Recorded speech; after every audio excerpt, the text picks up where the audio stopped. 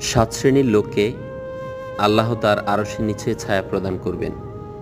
ন্যায়পরায়ণ শাসক, সেই যুবক যে তার যৌবনকাল আল্লাহর ইবাদতে কাটিয়েছেন, সেই ব্যক্তি যে মসজিদ থেকে বের হয়ে পুনরায় মসজিদে প্রবেশ করার জন্য বেকুল থাকেন, অর্থাৎ তার অন্তর সবসময় মসজিদের সাথে লেগে থাকে। সেই দুই ব্যক্তি যারা পরস্পরকে ভালোবাসেন আল্লাহর জন্য এবং ঘৃণা করেন আল্লাহর জন্য। সেই ব্যক্তি যে একাকী অবস্থায় আল্লাহকে স্মরণ করেন এবং আল্লাহর ভয়ে তার দু চোখ দিয়ে অশ্রু ঝরে। সেই ব্যক্তি যাকে কোনো উচ্চবংশীয় নারী অশ্লীল কাজের জন্য প্রস্তাব দেওয়া সত্ত্বেও তিনি আল্লাহর ভয়ে ওই নারীকে নিষেধ করেন এবং অশ্লীল কাজ থেকে বিরত থাকেন। এবং সেই ব্যক্তি যে কোনো কিছু দান করলে, ডান হাতে দান করলে তার বাম হাত জানে না, অর্থাৎ তার দানের ব্যাপারটা সম্পূর্ণ গোপন থাকে।